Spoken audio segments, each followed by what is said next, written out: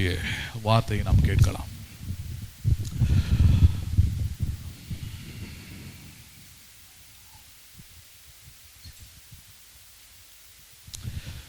உங்களோடு கூட ஞாயிற்றுக்கிழமையின் காலை இன்று முதல் ஒரு புதிய தலைப்பின் கீழே நாம் தேவனுடைய வார்த்தையை நாம் கேட்கலாம்.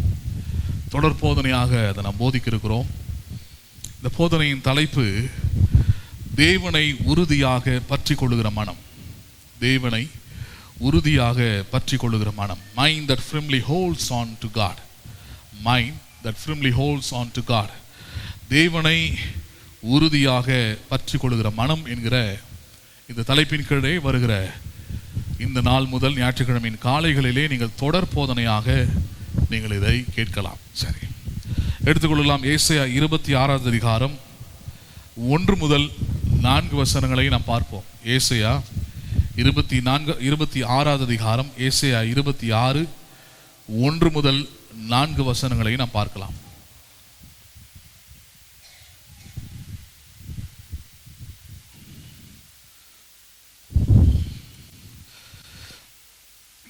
ஏசாயா 26 அதிகாரம் 1 முதல் 4 வசனங்களை நாம் பார்ப்போம். அக்காலத்திலே யூதா தேசத்தில் பாடப்படும் பாட்டாவது, பெலனான நகரமே நமக்கு உண்டு, ரட்சிப்பையே அதற்கு மதிலும் அரணுமாக ஏற்படுத்துவார். சத்தியத்தை கை கொண்டு வருகிற நீதியுள்ள ஜாதி, உள்ளே பிரவேசிப்பதற்காக வாசல்களே திறவுங்கள். உம்மை உறுதியாக பற்றி கொண்ட மனதை உடையவன் உம்மையே நம்பியிருக்கிறபடியால் நீர் அவனை பூரண சமாதானத்துடன் காத்துக்கொள்வீர். கர்த்தரை என்றென்றைக்கும் நம்புங்கள். கர்த்தராகிய யெகோவா நித்திய கன்மலையா இருக்கிறார். தருமையான ஞாயிற்றுக்கிழமையின் காலைகளிலும் வரப்போகிற வாரங்களில் இன்று முதல் நம்ம இந்த புதிய தலைப்பின் கீழே நாம் தேவனுடைய வசனத்தை நாம் கேட்க இருக்கிறோம். அது இந்த ஏசாயா 26 அதிகாரத்தை அடிப்படையாக கொண்டுதான் இந்த தலைப்பை இன்றிலிருந்து ஆரம்பித்து தொடர்ச்சி அதை நம்ம கேட்க இருக்கிறோம். அதில் முதல் 2 வசனங்களை இப்படியாக சொல்லுகிறார். அக்காலத்தில் யூதா தேசத்தில் பாடப்படும் பாட்டாவது, பெலனான நகரமே நமக்கு உண்டு. என்ன நகரமே நமக்கு உண்டு? நகரம் என்றால் இந்த இடத்துல அவர் குறிக்கிறது வாழ்க்கையை குறிக்கிறது. It denotes the life. ரட்சிக்கப்பட்ட தேவ ஜனமே, உனக்கு என்ன வாழ்க்கை உண்டு அல்லது உன்னுடைய எதிர்காலம் என்ன, உன்னுடைய வாழ்க்கை எப்படிப்பட்டது என்றால், பெலனான வாழ்க்கையே உனக்கு உண்டு. என்ன வாழ்க்கையே உண்டு உனக்கு? ஆமா, the life of strength, the nation of strength. பெலனான நகரமே உனக்கு உண்டு என்பதை முதலாவது நீ புரிந்து கொள்கிறார்.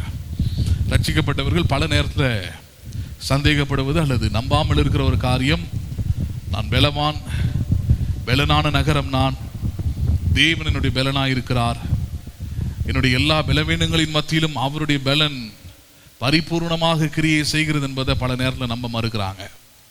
ஏன்னா பலவீனத்தின் மத்தியில் அவங்களால விசுவாசிக்கவோ நம்பவோ முடியல பாருங்க. அப்ப அதனால தான் சொல்றாரு, பெலனான நகரமே நமக்கு உண்டு. அந்த பெலனான நகரத்தில் நமக்கு என்ன இருக்கிறது? ரட்சிப்பையே அதற்கு மதிலும் மரணமாக ஏற்படுத்துவார். எது மதிலாக ஏற்படுத்தியிருக்கிறாரு? உங்கள் வாழ்க்கையின் பாதுகாப்பு. மதில்னா அதுதான். எதுக்காக மதில் போடுகிறோம்? எதுக்காக காம்பவுண்ட் சுவர் கட்டுறோம்? எதுக்காக? அது it's for the security and the safety. வெளியிருக்கிற எந்த தீமையானவனும் தீங்கும் நமக்குள்ளே வராதபடிக்கு நமக்கென்று ஒரு பாதுகாப்பை, நமக்கென்று ஒரு அரணை ஏற்படுத்துவதற்காக தான் பாருங்க அங்கே நம்ம எல்லாருமே காம்பவுண்ட் சுவர் கட்டுறோம், எல்லாருமே நம்ம போட்டுக்கிறோம் ஃபென்சிங்லாம். அப்போ சொல்றார், பெலனான நகரமே உனக்கு பாதுகாப்பு என்ன? உன்னுடைய பாதுகாப்பு என்னன்னு தெரியுமா? உன்னுடைய சேஃப்டி என்ன? உன்னுடைய எதிர்காலத்தின் சேஃப்டி என்ன? பணம் அல்ல, மனிதர்களுடைய பலன் அல்ல, உன்னுடைய அறிவு அல்ல, உன்னுடைய திறமைகள் அல்ல, ரட்சிப்பே அதற்கு மதிலாய் இருக்கிறது. எதுவே மதிலாய் இருக்கிறது? உன்னுடைய ரட்சிப்பு தான் உன்னுடைய பாதுகாப்பு. உன்னுடைய ரட்சிப்பு தான் உன் எதிர்காலத்திற்குரிய ஆதாரம். உன்னுடைய ரட்சிப்பு தான் எதிரியினுடைய தீமையிலிருந்து உன்னை பாதுகாக்க போகிற மிகப்பெரிய பாதுகாப்பு.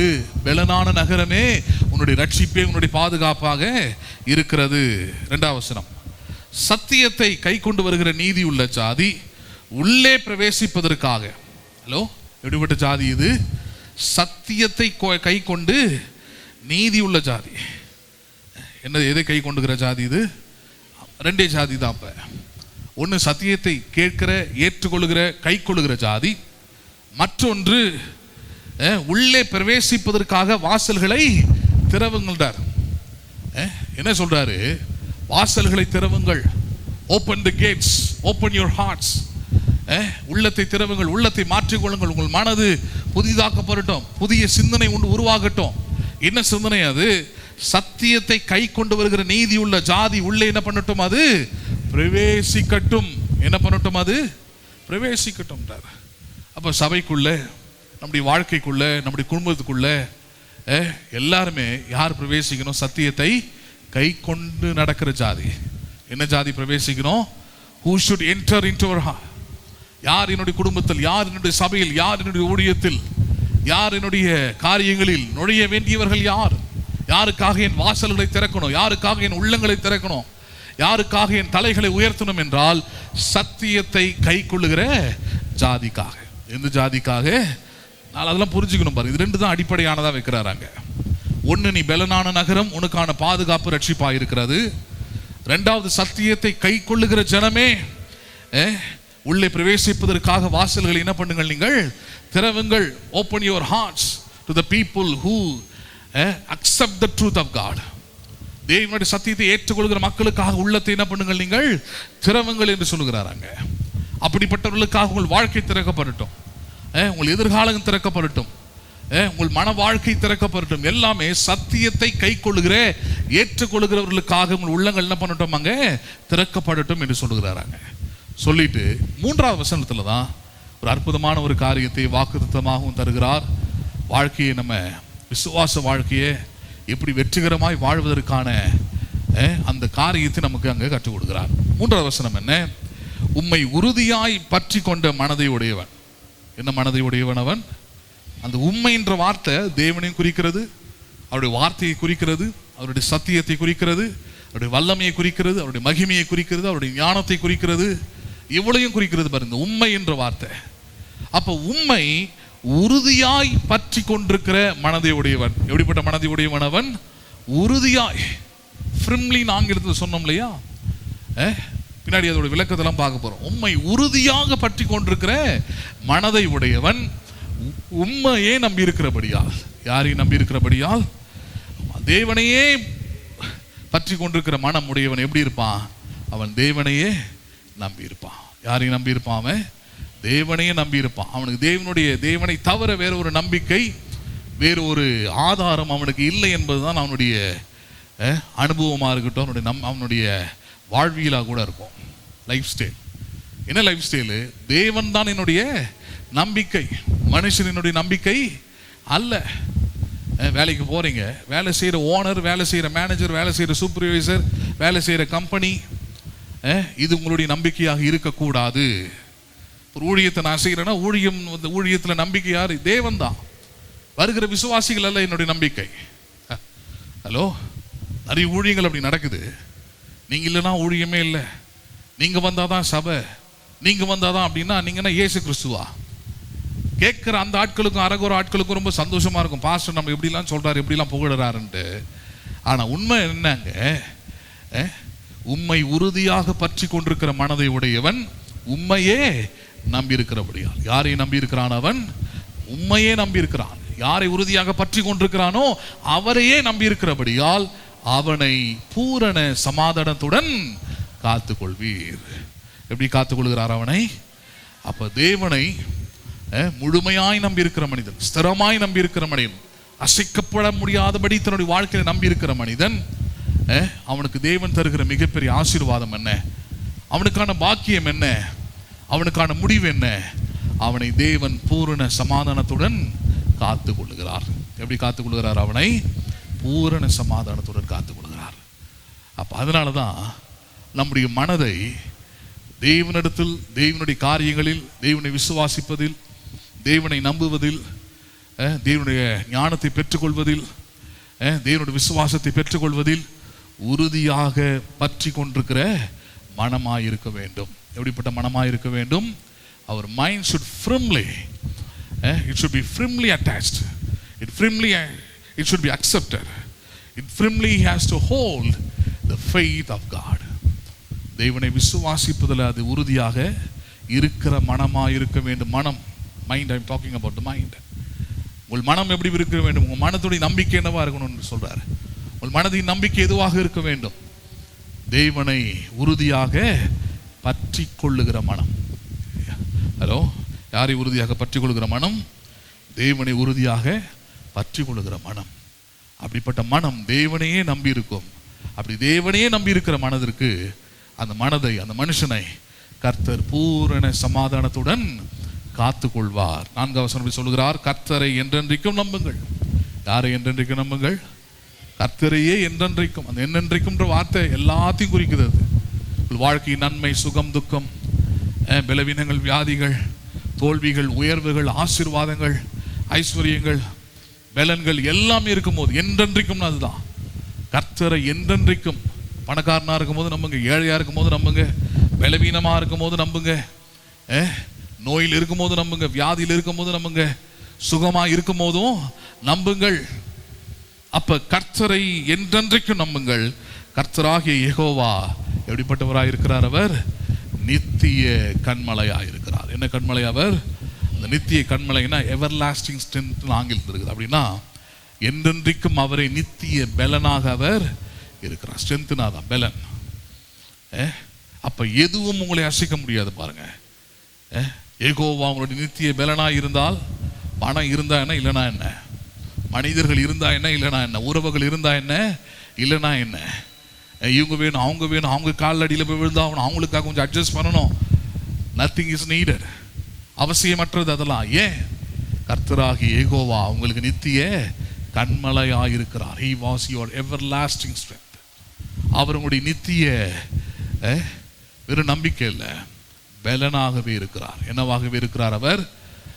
பணம் தர முடியாத பலன், மனிதர்கள் தர முடியாத பலனாக உங்களுடைய யெகோவா நித்திய பலனாக இருக்கிறார். சரி, ஏற்கனவே சொன்ன மாதிரி இந்த தலைப்பை தேவனை உறுதியாக பற்றி கொள்ளுகிற மனம். யாரை உறுதியாக பற்றி கொள்ளுகிற மனம் இது?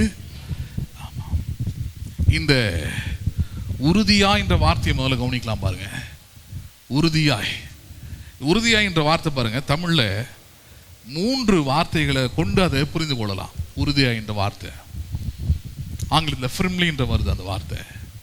உறுதினா என்ன? ஒன்று நிச்சயமாக, எப்படியாக, நிச்சயமாகன்ற வார்த்தை. மற்றொன்று திடமாக. என்னவாக? அது திடம்னா அசைக்க முடியாத காரியம்னு அர்த்தம், திடமாக. மூன்றாவது சந்தேகமின்றி. எப்படிப்பட்டது அது? சந்தேகமின்றி என்கிற இந்த 3 வார்த்தைகளை கொண்டு அந்த உறுதியா என்ற வார்த்தையை நம்ம புரிந்து கொள்ளலாம். அந்த உறுதியா என்ற வார்த்தை எதற்காக சொல்றாங்க? உம்மை உறுதியாக பற்றி கொண்டிருக்கிற மனதை உடையவன். தேவனை நீங்க இப்படிதான் உறுதியா வைத்திருக்கணும். தேவன் தான் உங்களுடைய நிச்சயம், தேவனுடைய வார்த்தை தான் உங்களுடைய திடம், தேவனுடைய வசனம் தான் உங்களுக்கு சந்தேகமின்றி இருக்கக்கூடிய நம்பிக்கையாக இருக்க வேண்டும். அப்படி உம்மை உறுதியாக பற்றி கொண்டிருக்கிற மனதை உடையவன்றார். அப்ப உங்கள் மனம் தேவனை உறுதியாக பற்றி கொண்டிருக்க வேண்டும் என்றால் அந்த உறுதினா என்னன்னு முதல்ல தெரியணும் உங்களுக்கு. உறுதினா என்றென்றைக்கும் அசைக்கப்படாததா, என்றென்றைக்கும் மாறாததா, என்றென்றைக்கும் நிலைத்திருக்கிறதா இருப்பதுதான் உறுதி.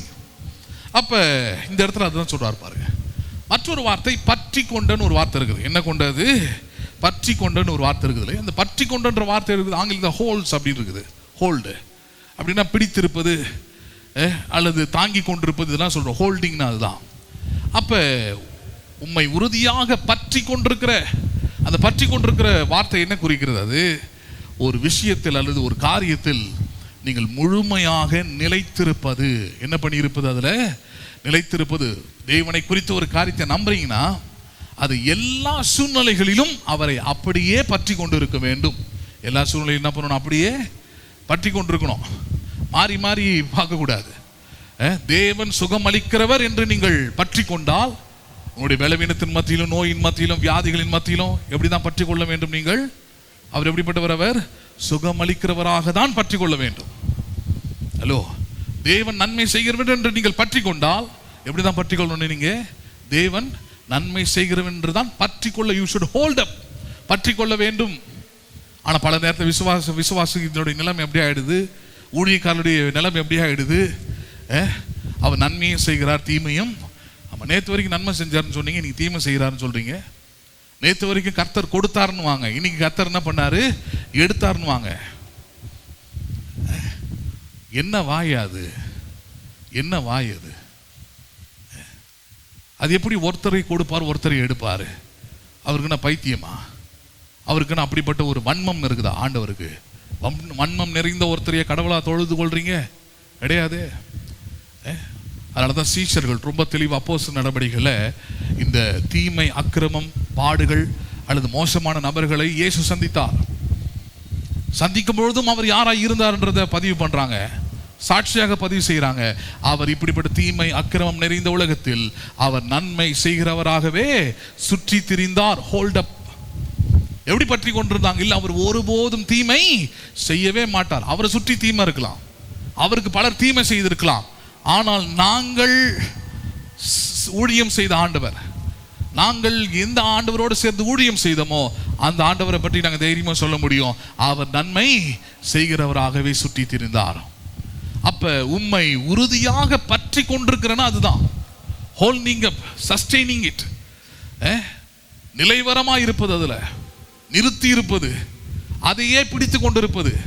அப்போ உண்மை உறுதியாக பற்றி கொண்டிருக்கிற மனதை உடையவன். என்ன உடையவன் அவன்? மனதை உடையவன் இருக்குது. அப்போ என்ன சொல்றாரு அந்த இடத்துல? நம்முடைய மனதின் நம்பிக்கை, நம்முடைய மனதுக்குள் எழும்புகிற விசுவாசமாக இருக்கட்டும், நம்பிக்கையாக இருக்கட்டும், அது தேவன் மேலே மட்டும் it should be settled on. யார் மேலே மட்டும் இருக்க வேண்டும்? அது தேவன் மேலே மட்டும் வைப்பதற்கு நம்ம பழகி கொள்ள வேண்டும். என்ன பண்ணி கொள்ள வேண்டும்? அது ஆமாம், it will never come at easily. அது தானாக வராது. ஞானசானம் எடுத்ததுனால வராது, பைபிள் படிக்கிறதுனால வராது, ஹலோ சபையில் ஏனோ தானன் வந்துட்டு போகிறதுனாலையும், ஒரு கணக்குக்கு வந்துட்டு போகிறதுனாலையும் வராது. ஏமாந்துடாதீங்க. உங்கள் மனம் அப்படிலாம் மாறும்னா எல்லாரையும் அது மாதிரி கொண்டு வந்து பண்ணிடலாம். எல்லாருக்கும் ஞானசானம் கொடுத்து எல்லாரையும் சும்மா ஒரு மணி நேரம் உட்கார வச்சு எல்லாரும் 2 பாட்டு பாட வச்சு அமுச்சிடலாம். எல்லாருடைய மனமும் மாறிடும். மனம் மாறிடுச்சுன்னா மனுஷனே மாறின மாதிரி தான். அவனுடைய சுவாபங்கள் மாறிடும், அவனுடைய கெட்ட பழக்கங்கள் மாறிடும், அவனுடைய புத்தி மாறிடும், எல்லாமே மாறிடும். ஆனால் அப்படி மாறதுக்கு வாய்ப்பே இல்லை. வெறும் மத சம்பிரதாயங்களோ, சில பக்திகளோ, அல்லது சில நீங்கள் செய்கிற ஜபங்களோ உங்களுடைய மனதை மாற்ற முடியாது. நல்லா புரிஞ்சுக்கிடுங்க. இதில் இன்னும் முக்கியமான ஒரு காரியம் என்ன தெரியுமா? உங்கள் மனதை மாற்றுவதற்கான அந்த கிரியையின் துவக்கம், அல்லது உங்கள் மனதை தேவன் வந்து மாற்றணும், பரிசுத்த ஆவியானவர் மாற்றணும்னா அதற்குரிய அனுமதியை யார் தான் தரணும்? அதை நீங்கள் தான் தர வேண்டும். யார் தான் தர வேண்டும்? உங்கள் மனதை மாற்றுவதற்கான சாவி உங்களிடத்துல தான் இருக்குது. நல்லா புரிஞ்சுக்கிடுங்க. உங்கள் மனதை நீங்கள் தராமல் தேவன் உங்கள் மனதை மாற்ற, உங்கள் மனதின் எண்ணங்களை மாற்ற, உங்கள் மனதின் விருப்பங்களை மாற்ற முடியவே முடியாது. அதனால்தான் இயேசு அவருடைய முதல் பிரசங்கத்தில் என்ன பிரசங்கம் செய்தார்? அவர் மனம் திரும்புங்கள். என்ன பண்ணினார் அவர்? ஏன்னா அவரால் கூட மனதை மாற்ற முடியாது. ஏன் முடியாது? நீ மனதுடைய சாவியை நீ வச்சிருக்கிற. மனம் உன்னுடைய கண்ட்ரோல் இருக்குது. Mind is under your control. அப்ப நீ எதை விரும்புகிறாய், நீ எதை விசுவாசிக்கிறாய், நீ எதை நம்புகிறாய், நீ இதை ஏற்றுக்கொண்டிருக்கிறாய் என்றது உன் கையில் கொடுக்கப்பட்டிருக்கிற சுதந்திரமா இருக்கிறபடினாலே நீ விரும்ப வேண்டும். என் மனம் தேவனையே பற்றி கொண்டிருக்கிற, தேவனையே சார்ந்து கொண்டிருக்கிற மனமாக என்ன பண்ண வேண்டும்? இருக்க வேண்டும். என்ன பண்ண வேண்டும்? அது நீங்க தான் முடிவு பண்ணும். அது என் மனம் யாரை சார்ந்து இருக்கிற மனம்? அது தேவனையே சார்ந்திருக்கிற மனம். என் மனம் தேவனை நம்பி இருக்கிற மனம். என் மனம் தேவனையே அது நோக்கி இருக்க வேண்டிய மனமாக இருக்க வேண்டும். நம்புறீங்களா நீங்க அதை? அப்ப உங்கள் மனதை நீங்க அப்படி ஒப்பு கொடுக்காம, நீங்க எவ்வளவு வசனத்தை கேட்டாலும், எவ்வளவு ஜெபம் பண்ணாலும், எவ்வளோ நீங்க தேவ செய்தியை கேட்டாலும் மனம் மாறுவதற்கு வாய்ப்பே இல்லை. Without you giving yourself to God completely, முழுமையாய் உங்கள் மனதை நீங்க ஒப்பு கொடுக்கலனா, உங்கள் மனதை தேவனோட வார்த்தைக்கும் வசனத்துக்கு ஒப்பு கொடுக்கலனா, உங்களை கொண்டு தேவன் ஒன்றும் செய்யவே முடியாது. நல்லா புரிஞ்சுக்கிடுங்க. அப்ப அதனாலதான் சொல்றார், உம்மை உறுதியாக பற்றி கொண்டிருக்கிற மனதை உடையவன். எதை உடையவன் அவன்? தேவன் உங்கள் வாழ்க்கையில சந்தோஷத்தை தரணும், சமாதானத்தை தரணும், நிம்மதியை தரணும், ஆறுதலை தரணும். இதெல்லாம் தரணும்னா அதுக்கு மனம் யாரை சார்ந்திருக்கிற மனமாக இருக்க வேண்டும்? அது தேவனையே சார்ந்திருக்கிற மனம். தேவனுக்கு முழுமையாய் ஒப்பு கொடுக்கப்பட்ட மனதை கொண்டுதான் தேவன் கிரியைகளை செய்யவே முடியும். நம்புறீங்களா நீங்க அதை? சரி. அப்ப அவர் சொல்லுகிறபடி உம்மையே நம்பி இருக்கிறபடியால், யாரையும் நம்பி இருக்கிறபடியால், உம்மையே நம்பி இருக்கிறபடியால், தேவனை சார்ந்திருக்கிற மனம் யாரையும் நம்பி இருக்கும்? யாரையும் நம்பி இருக்கும்? அது தேவனையும் நம்பி இருக்கும். ரொம்ப சிம்பிளான ஃபேக்ட் தான் அது. பணத்தையே சார்ந்திருக்கிற மனம் யாரையும் நம்பி இருக்கும்? யாரை சார்ந்திருக்கும்? ஆண்டவரையா. பணத்தையே சார்ந்திருக்கும். மனுஷனையே உறுதியாக கொண்டிருக்கிற மனம் யாரை சார்ந்திருக்கும்? அது யாரையும் நம்பி இருக்கும்? அது மனுஷனையே நம்பி இருக்கும். அவ்வளவுதான் பாயிண்ட் அங்க. அப்ப தேவனையே உறுதியாக பற்றி கொண்டிருக்கிற மனம், ஹலோ, யாரையே பற்றி கொண்டிருக்கிற மனம்? அது தேவனையே உறுதியாக பற்றி கொண்டிருக்கிற மனம் தேவனையே என்ன பண்ணும்? அது நம்பி இருக்கும். யாரையும் நம்பி இருக்கும்? அது சிம்பிளா புரிஞ்சுக்கலாம் நீங்க. என்னுடைய தேவைகள் மத்தியில் என் மனம் எதை நம்புகிறது? மனுஷனை நம்புதா, தேவனை நம்புதா? என் பலவீனத்தின் மத்தியிலே என் மனம் எதை நம்புகிறது? என் பலவீனத்தையா அல்லது சுகம் தருகிற தேவனையா? என் குறைவின் மத்தியிலே என் மனம் எதை நம்புகிறது? என் குறைவையா அல்லது குறைவை நிறைவாக்குகிற தேவனையா? உங்கள் மனம் எதை நம்புதுன்றதை நீங்க கவனிக்கணும். அதனாலதான் உங்களை நீங்களே நிதானித்து அறிந்தாள்னு வார்த்தை. யார் அறியணும் அதை? உங்கள் மனம் எதை நம்புது, எதை சார்ந்திருக்குது, எதை எதிர்பார்க்குது அப்படின்றத நீங்க தான் கண்டுபிடிக்க முடியும். நான் பிரசங்கம் பண்ணிட்டு போயிடலாம், ஆனா உங்கள் மனம் எதை சார்ந்து இருக்குது, உங்கள் நம்பிக்கை எதுவாக இருக்கிறதுன்றதை பாருங்க. அதுதான் உங்கள் மனம் என்ன பண்ணியிருக்குதாங்க? சார்ந்து இருக்குது. அப்ப தேவனையே சார்ந்திருக்கிற மனதை உடையவன் அவன் தேவனையே நம்பி இருக்கிறபடியால் தேவன் அவனை பூரண சமாதானத்துடன் காத்து கொள்வார். எப்படி காத்து கொள்வார் அவனை? அந்த மனுஷன் நம்புகிறது வரும், விசுவாசிக்கிறது வரும், ஜெபிக்கிறது வரும், எல்லா நன்மைகளையும் அவன் பெற்றுக்கொள்வான். காரணம் அவன் மனம் யாரையே சார்ந்திருக்கிறது? அது தேவனையே சார்ந்திருக்கிறது. உங்கள் நம்பிக்கை வச்சு, by your belief you can identify in which your mind holds up. உங்கள் மனம் எதுல இருக்கிறது என்பதை, நீங்கள் எதை நம்பிக்கொண்டிருக்கிறீர்கள் என்பதை கொண்டு என்ன பண்ணலாம்? நீங்க அறிந்து கொள்ளலாம். என்ன பண்ணி கொள்ளலாம்? நீங்கள் அறிந்து கொள்ளலாம். சரி. அப்ப தேவனையே நான் நம்பி, தேவனையே சார்ந்து, தேவனையே நான் நம்பிக்கையை கொண்டிருப்பதனால கிடைக்கக்கூடிய நன்மை என்ன? உலகத்தில் பணம் கொடுத்து கூட வாங்க முடியாத பெரிய நன்மை தேவ சமாதானம். என்ன சமாதானம் அது? தேவ சமாதானம். சமாதானம்னா என்ன? அது சிம்பிளா புரிஞ்சுக்கலாம்னா, ஒரு கடல்ல, ஒரு கப்பல்ல நீங்க பயணம் பண்றீங்க. கடல்ல பெரிய அலைகள், அலை சீற்றங்கள், கப்பலே கவுந்துரும் அப்படின்னு கப்பல் ரொம்ப ஓவரா ஆடினாலும் சரி, கப்பலுக்குள்ள இருக்கிறவங்களாம் நம்பிக்கை இல்லாம கத்தி கூச்சல் போட்டாலும் சரி, அதுல ஒரு மனுஷன் ரொம்ப அமைதியா இருப்பான். தேவனையே உறுதியாக பற்றி கொண்டிருக்கிறவன், அவரையே நம்பிக்கொண்டிருக்கிறவன், தேவன் அவனை எப்படி காத்துக்கொள்கிறார்? அவனை பூரண சமாதானத்துடன். கடல்ல அலைகள் எழும்பலாம், கப்பல்கள் ஆடலாம், ஆனால் கர்த்தரை சார்ந்து இருக்கிற மனிதன் அசைக்கப்படாது இருப்பான். அவன் பயப்படுறதில்லை. ஏனென்றால் அவனோட உள்ளத்துல தெய்வீக சமாதானம் உண்டு. என்ன உண்டு அங்க? ஆமா, நான் கடவுளை தேடி வரேன், எனக்கு என்ன அங்க கிடைக்கும்னா இதுதான் கிடைக்கும். தூக்கம் இல்லாத இரவுகளா இருந்திருக்கும், நம்பிக்கை இல்லாத இரவுகளா இருந்திருக்கும், என்ன நடக்கும் ஏது நடக்கும்ன்ற சிந்தனையிலே வாழ்க்கை எப்படி போகுன்ற பயத்துல கூட இருந்திருக்கலாம். ஆனால் தேவனை உறுதியாக பற்றி கொண்டிருக்கிற மனதை உடையவனுக்கு, அவன் தேவனை நம்பி இருக்கிறபடினாலே தேவன் அவனுக்கு தருகிற ஆசீர்வாதம் என்ன? அவனை பூரண சமாதானத்துடன் காத்துக் கொள்கிறார். எப்படி காத்துக் கொள்கிறார் அவனை? ஆமா, வசனம் கேட்ட உடனே அவனுக்குள்ள ஒரு பெரிய சமாதானம், பெரிய நிம்மதி, அந்த அலக்கழிப்பிலிருந்து அவனுக்கு ஒரு பெரிய விடுதலை. இதை தான் பாருங்க, ரட்சிக்கப்பட்ட தேவனுடைய ஜனத்திற்கு, ரட்சிப்பை மதிலாக கொடுக்கப்பட்டிருக்கிற தேவனுடைய ஜனங்களுக்கு தேவன் இதை தான் மிகப்பெரிய நன்மையாக ஆசீர்வாதமாக தருகிறார். எப்படி தருகிறார் அவர்? நம்புறீங்களா நீங்க அதை?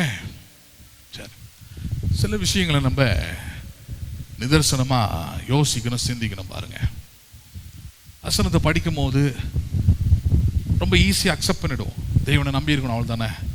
தேவனை சார்ந்து இருக்கணும், அவ்வளோ தானே. தேவனை நம்பி இருக்கணும், அவ்வளோ தானே. இது ஈஸி தான் அப்படின்ற மாதிரி நினைப்பீங்க. ஆனால் ரியாலிட்டிக்குள்ளே வந்துடணும், நிஜத்துக்குள்ளே வரணும்.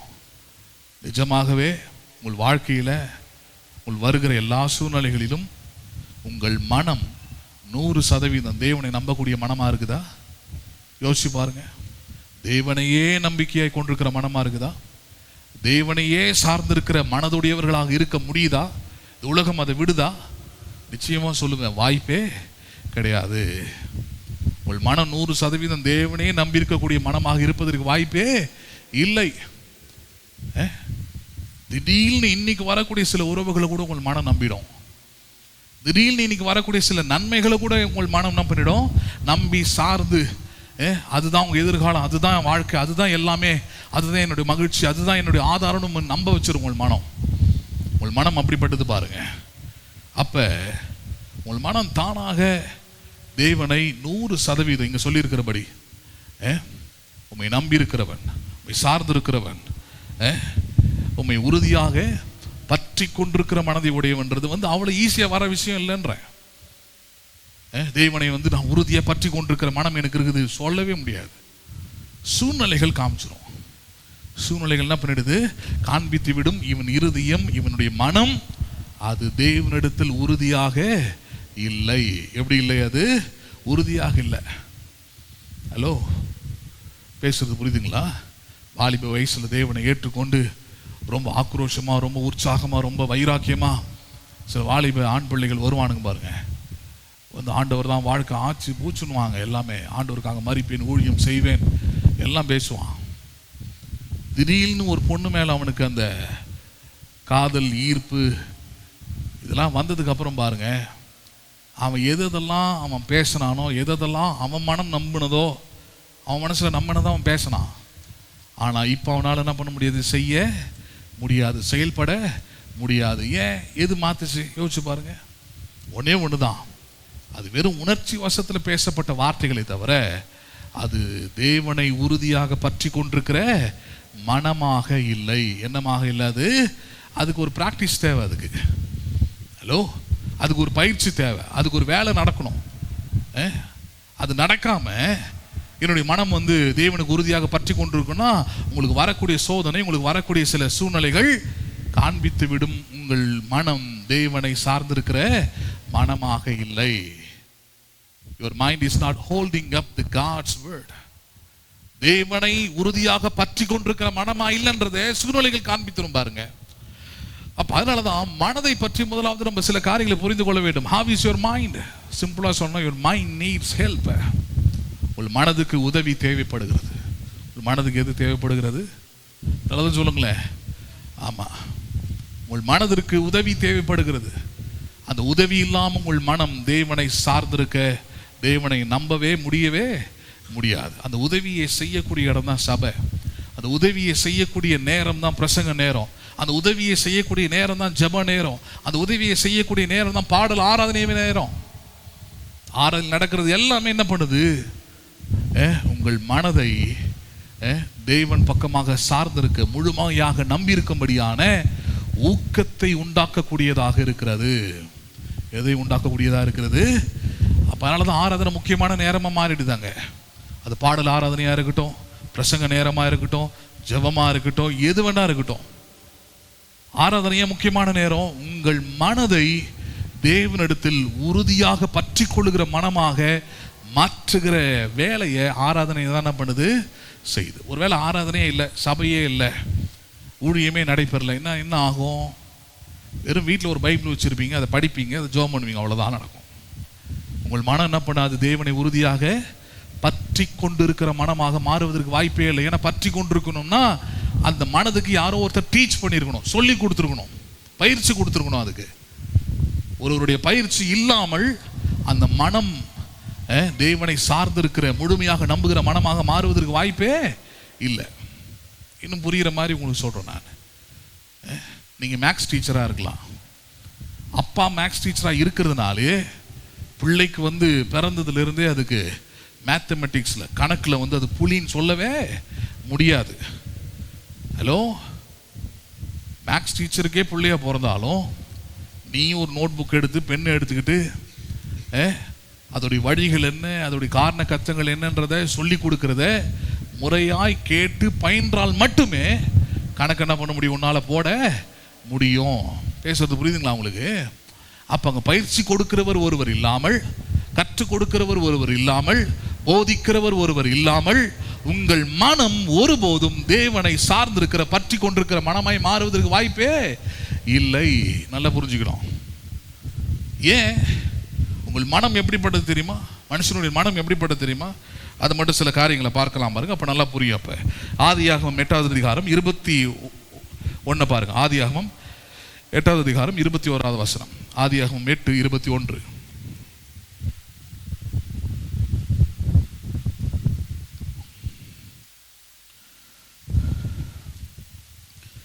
சுகந்த வாசனையை கர்த்தர் முகந்தார். அப்பொழுது கர்த்தர், இனி நான் மனுஷன் நிமித்தம் பூமியை சபிப்பதில்லை. இப்ப கவனிங்க, மனுஷருடைய இருதயத்தின் நினைவுகள் எது? மனுஷருடைய இருதயத்தின் நினைவுகள் அவன் சிறு வயது தொடங்கி எப்படிப்பட்டதா இருக்கிறது? அது பொல்லாததா இருக்கிறது. எப்படிப்பட்டதா இருக்கிறது? அது நான் ரொம்ப ரொம்ப நல்லவங்க, நல்ல குடும்பத்தில் நான் பிறந்துட்டேங்க, இதெல்லாம் உலகத்தில் பேசலாம் நீங்க. ஆனால் வேதம் சொல்லுகிறது, உங்களுடைய இருதயம், உங்களுடைய மனம் சிறு வயது தொடங்கி எப்படிப்பட்டதா இருக்கிறது? அது பொல்லாததா இருக்கிறது. அது கிறிஸ்தவ குடும்பத்தில் பிறந்திருக்கலாம், ரொம்ப பக்தியான குடும்பத்தில் பிறந்திருக்கலாம், இல்லை முற்போக்கு சிந்தனை உள்ள குடும்பத்தில் பிறந்திருக்கலாம். ஹலோ, எந்த குடும்பத்தில் வேணா பிறந்திருக்கலாம் நீங்க. ஆனால் மனுஷனுடைய இருதயம் சிறு வயது தொடங்கி எப்படிப்பட்டதா இருக்கிறது? அது பொல்லாத இருதயம். அது ஏற்ற நேரத்தில் அந்த பொல்லாதது அந்த மனது வெளிப்படுத்துகிறது. சூழ்நிலை வரும்போது அது வெளிப்படுத்துது பாருங்க. அப்ப வேதம் தெளிவாய் சொல்லுகிறது, சிறு வயது தொடங்கி தேவனே சொல்றாரு அதை எப்படிப்பட்டதா இருக்கிறது? அவனது பொல்லாத மனம்.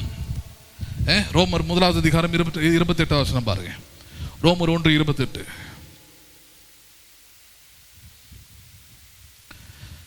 ரோமர் 1வது அதிகாரம் 28வது வசனம் பாருங்க. தேவனை அறியும் அறிவை பற்றி கொண்டிருக்க அவர்களுக்கு மனதில்லாதிருந்தபடியால். என்ன இல்லாதிருந்தபடியால்? நல்லதான் சொல்லுங்களேன். எதை அறிய அவர்களுக்கு மனதில்லை? எதை அறிய மனதில்லை? இதுதான் நான் முதல்ல சொன்னேன். உங்கள் மனதை நீங்களா சரிப்படுத்திக்க முடியாது. உங்கள் மனதை நீங்களா ஏதோ தியானம் பண்ணுவதனால, சில காரியங்களை செய்வதால முழுமையாக மாற்ற முடியவே முடியாது. சில சின்ன சின்ன சேஞ்சஸ் வரலாம். ஆனால் முழுமையாக மாறக்கூடிய மனம், தேவனால் அங்கீகரிக்கிற மனம், தேவனால் ஏற்றுக்கொள்கிற மனம், தேவன் செயல்படுகிற ஒரு மனம், அப்படி மாறவே முடியாது. எப்படி மாறும்? அது தேவனை அறிகிற அறிவை ஏற்றுக்கொள்ளுகிற மனமாக இருக்க வேண்டும். என்ன மனமாக இருக்க வேண்டும்? அது ஆமா, ரட்சிப்புனா அதுதாங்க. ரட்சிக்கப்பட்டவர்கள்லாம் என்ன? ஞானஸ்நானம் எடுத்தவர்கள் என்ன? அவருடைய அடையாளங்கள் என்ன? அவருடைய மனம் தேவனை அறிகிற அறிவை விரும்புகிற மனமாக இருக்கும்.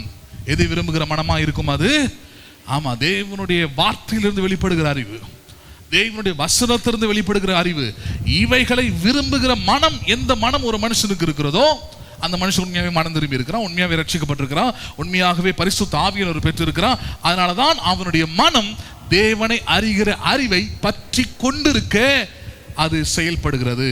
என்ன பண்ணுகிறது? அது செயல்படுது. அப்படி. ஆனா இங்க ஒரு குரூப் சொல்லுது, என்னது அது?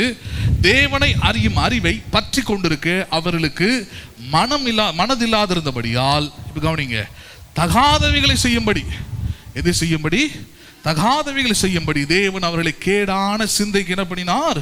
ஒப்பு கொடுத்தார். அப்போ உங்க மனம் சரியில்லைன்னா, ஹலோ, எதுதான் நடக்கும்? தகாதவைகள் தான் நடக்கும், வேண்டாதவைகள் தான் நடக்கும், விரும்பாத காரியத்தை தான் செய்து கொண்டிருப்பீங்க. ஏன்னா உங்கள் மனம் புதிதாகாம, உங்கள் மனம் தேவனை பற்றி கொண்டிருக்கிற மனமாக மாறாம வாழ்க்கையில் எதுவுமே மாறாது. எல்லாமே தகாததாக தான் இருக்கும், எல்லாமே எடாகுணமாக தான் இருக்கும். ஏங்க நான் இவ்வளோ ஜெபிக்கிறேன், இவ்வளோ ஆலயத்துக்கு வரேன், இவ்வளோ பிரசங்கங்களை கேட்குறேன்? உங்கள் மனதை அதை ஏற்றுக்கொண்டு தான். உங்கள் மனம் தேவனை அறிகிற அறிவை பற்றி கொண்டிருக்க எண்ணம் உள்ளதா இருக்குதா? அது ரொம்ப முக்கியமானது. சபைக்கு எதுக்கு வருகிறோம்? பிரசங்கம் ஏன் செய்யப்படுகிறது? பிரசங்கத்தை ஏன் கேட்குறோம்? பிரசங்கத்தை ஏன் எந்த டிஸ்டர்பன்ஸ் இல்லாமல் கேட்க வேண்டியதாக இருக்குது? ஏன் வீட்டில் இருந்து கேட்க முடியாதா? ஏன் கேட்க முடியாது? ஏன்னா இது உங்கள் மனதை சார்ந்தது. எதை சார்ந்தது? ஆமாம், கட்டடம் ஏன் கட்டப்படுகிறது, ஆலயம் ஏன் கட்டப்படுகிறது, இது ஏன் இவ்வளோ வசதியாக செய்யப்படுகிறதுனா இதுக்காக தான். சும்மா ஒரு பக்திக்காக இருந்தால் ஒரு செலவும் இல்லைங்க. வெறும் பக்திக்கான ஒரு காரியமாக இருந்தால் ஒரு செலவும் இல்லை இல்லையா? எப்படி வேணால் இருந்துட்டு போயிடலாம். ரோட்லேயும் வச்சுக்கலாம், மெயின் ரோட்லேயும் வச்சுக்கலாம், சாக்கடை பக்கத்துலையும் வச்சுக்கலாம், எங்கே ஒன்றும் வச்சுட்டு என்ன பண்ணலாம்? நீங்கள் வெறும் பக்தி தானே அது, அப்படியே போயிடும். ஆனால் இது அதுக்கான காரியம், அதுக்கான இடம் இல்லை. இது எதுக்கான இடம்?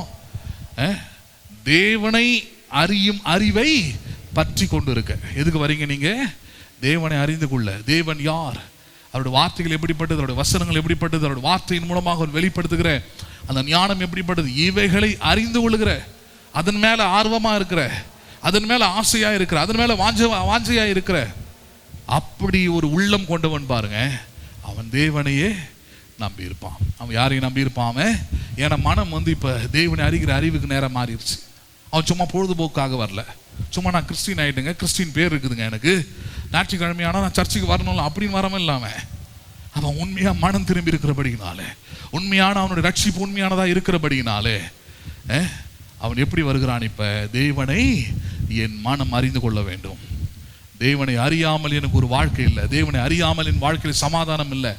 தேவனை அறியாமல், தேவனுடைய வழிகளை தெரியாமல் வாழ்க்கையில் நான் என்ன போராடினாலும், என்ன முயற்சி பண்ணாலும், என் திறமையினால என்ன செயலை செய்தாலும் தேவனுடைய ஆசீர்வாதங்கள், தேவன் தருகிற நன்மைகளுக்கு ஈடாக மாறவே முடியாது என்பதை உணர்ந்தவன், அறிந்தவன், அந்த ஞானம் பெற்றவன் தான் தேவனுடைய அறிவை பெற்றுக்கொள்ளும்படியாக, தேவனை அறிகிற அறிவை பெற்றுக்கொள்ளும்படியாக தன் மனதை திறக்கிறவனாக இருக்கிறான். அப்படி மனதை திறக்காதவனை பற்றி தான் இங்க சொல்றாரு. கேடானவைகளை அல்லது தகாதவைகளை செய்யும்படி தேவன் அவர்களை ஒப்பு கொடுத்தார். 2 கொரிந்தியர் 4:4 பாருங்க. 2 கொரிந்தியர் 4வது அதிகாரம் 4வது வசனம்.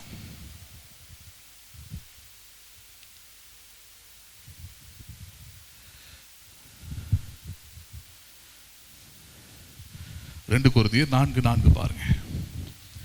தேவனுடைய சாயலாய் இருக்கிற கிறிஸ்துவின் மகிமையின் சுவிசேஷத்தின் ஒளி அவ்விசுவாசிகளாகிய அவர்களுக்கு பிரகாசமாய் இராதபடிக்கு இப்பிரபஞ்சத்தின் தேவனானவன் அவர்களுடைய மனதை குருடாக்கினான்.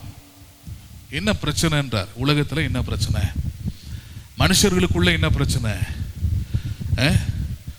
சபைக்கு வாங்க அப்படின்னு அழைக்கும் போது வராமல் இருக்கிறாங்களே, என்ன பிரச்சனை? வாட் இஸ் த ப்ராப்ளம் அப்படின்னும் போது இங்கே தெளிவாக ஒரு வார்த்தையை சொல்றார். என்னது? தேவனுடைய சாயலாயிருக்கிற கிறிஸ்துவின் மகிமையான சுவிசேஷத்தின் ஒளி. என்ன ஒளி அது? தேவனுடைய சாயலையே, கடவுள் யார் என்பதை முழுமையாக ஒரு மனுஷனுக்கு வெளிப்படுத்தக்கூடிய ஒரு பிரகாசம், ஒரு ஒளி தான் சுவிசேஷம். சுவிசேஷம்னா தேவனுடைய வார்த்தை.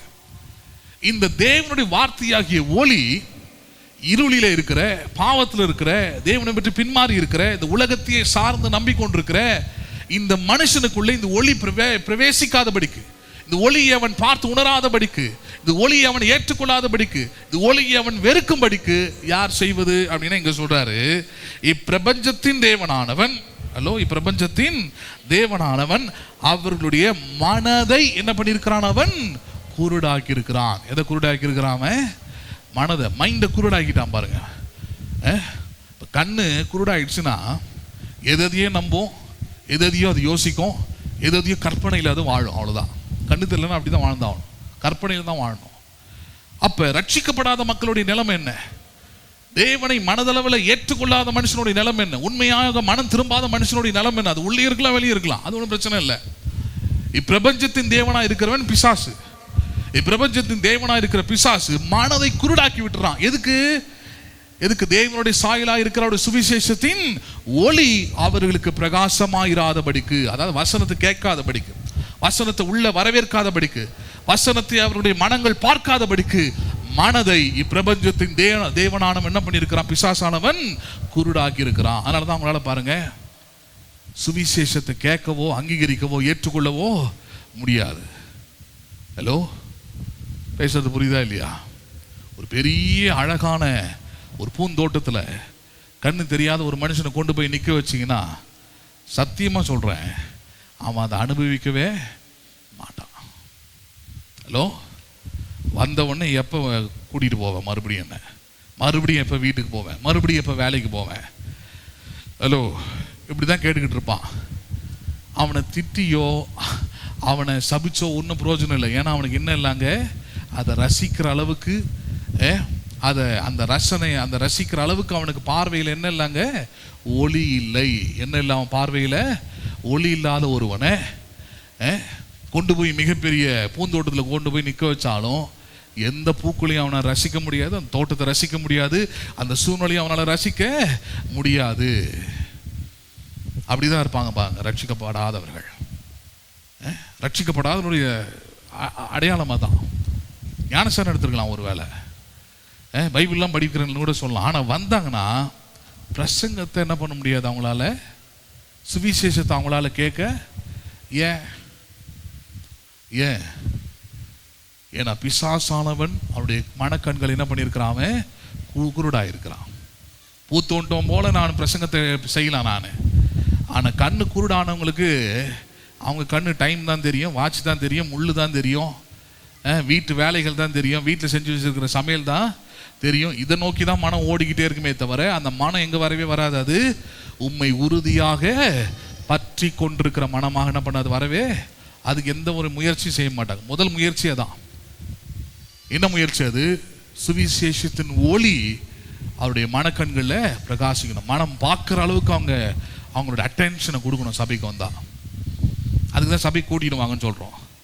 வீட்டில் இருந்தால் என்ன பண்ணுவாங்க, பட்டிமன்றம் கேட்குற மாதிரி எங்கேயோ ஒரு இடத்துல ஆன் பண்ணி வச்சுட்டு இந்த வேலை செஞ்சுக்கிட்டு அந்த வேலை செஞ்சுக்கிட்டு அங்கே ஆரன் இங்கே ஆரன் அடிக்கிறது, அவங்க கூப்பிட்றது இவங்க கூப்பிடுறது, ஃபோன் கால் வருது அதை அட்டன் பண்ணுறது, மெசேஜ் வந்து அதை பார்க்குறது. there will be no attention. மனதுக்கு அங்கே வேலையே இல்லை, வெறும் காதுக்கு மட்டும்தான் வேலை. அப்போ என்ன ஆகிடுதாங்க, வெறும் காதளவில் கேட்டுட்டு காதளவில் விட்டுட்டு போயிடுறதா தான் இருக்குமே தவிர மனதில் வந்து உறுதியாக பற்றி கொண்டிருக்கிற மனமாக என்ன பண்ணாது, அது மாறவே மாறாது. இப்போ புரியுது, ஆன்லைன் சர்வீஸ்லாம் ஏன் அது வந்து செகண்டரி ஆப்ஷன் தான். அது என்ன ஆப்ஷன் தான், அது செகண்டரி ஆப்ஷன் வாங்க இல்லையா, அதுக்கானது அது. ஆனால் ஃபஸ்ட்டு சரியான விஷயம் என்னது, எந்த ஆராதனையாக இருந்தாலும் ஆராதனைக்கு வந்து சபைக்கு வந்து இங்கே உட்காந்து இங்கே பாடல் பாடி இங்கே பிரசங்கத்தை கேட்டு இங்கே உங்கள் மனதை நீங்கள் செலுத்தும் போது தான் பாருங்க உண்மை உறுதியாக பற்றி கொண்டிருக்கிற மனமாக மாற முடியும். யாரை பற்றி கொண்டிருக்கிற மனம்? அது தேவனை உறுதியாக பற்றி கொண்டிருக்கிற மனம். பிரசங்கத்தை ஒரு மனுஷன் கேட்கலனா, தேவனுடைய வசனத்தை ஒரு மனுஷன் கேட்கலனா அவனுடைய ஜெபம், அவனுடைய பக்தி, அவனுடைய எல்லாமே வீணானதாக இருக்கும். ஏன்னா அவனுடைய மனம் யாரை பற்றி இருக்கிற மனமாக இருக்காது, அது தேவனை உறுதியாக பற்றி கொண்டிருக்கிற மனமாக இருப்பதற்கு வாய்ப்பே இல்லை. அதனால தான் சொல்றாரு, சுவிசேஷத்தின் ஒளி அவர்களுக்குள்ள பிரவேசிக்காதபடிக்கு இப்பிரபஞ்சத்தின் தேவனாக இருக்கிற பிசாசானவன் மனக்கண்ணை என்ன பண்ணியிருக்கிறான், குருடாக்கிட்டான். மனசு குருடாக்கிட்டானா பாருங்க, என்ன பிரசங்கம் பண்ணுங்க, என்ன பேச்சு பேசுங்க, சத்தியம் ஏறாது, சத்தியம் உள்ள போகாது, அல்லது தேவனை உறுதியாக பற்றி கொண்டிருக்கிற மனமாக மாறாது. நான் எவ்வளோ பேரை பார்த்துருக்குறீங்க. நான் இப்பெல்லாம் கொஞ்சமாக குறைச்சி டைமை ரொம்ப கம்மி பண்ணிலாம் பேசுகிறேன். ஆரம்ப காலத்தில் அப்படி இல்லை பாருங்க. நான் கிட்டத்தட்ட வந்து இங்கே 14 வருஷம் ஆயிடுச்சு பிரசங்கம் பண்ணி. ரொம்ப நேரம் பிரசங்கம் பண்ணுவேன், நிறைய ஸ்பெஷல் மீட்டிங் வைப்பேன். ஒரு பொங்கல் ஒரு எதுவுமே விட மாட்டேன். எல்லாத்துக்கும் ஒரு ஸ்பெஷல் ஆராதனை வச்சு ஏதாவது ஒரு தலைப்பில் பிரசங்கம் பண்ணிக்கிட்டே தான் இருப்பாங்க. வந்தவங்களாம் நிறைய பேர் பிரசங்கம் கேட்டாங்க. ஆனால் நான் பார்த்தது என்னன்னா, எங்கள் மூலமாக கேள்விப்பட்டதை விசுவாசிக்கிறவன் விசுவாசித்தவன் யார் என்றார் ஏசையா. அப்படிதான் ஆயிடுச்சு ஒரு கட்டத்தில். ஒரு மாற்றமும் இல்லை அந்த ஜனங்களுக்குள்ள. அவருடைய கிரியைகள், அவருடைய செயல்கள், அவருடைய இதெல்லாம் பார்த்தா வசனத்துக்கும் பிரசங்கத்துக்கும் எதுக்குமே சம்பந்தம் இல்லாமல் இருந்தது,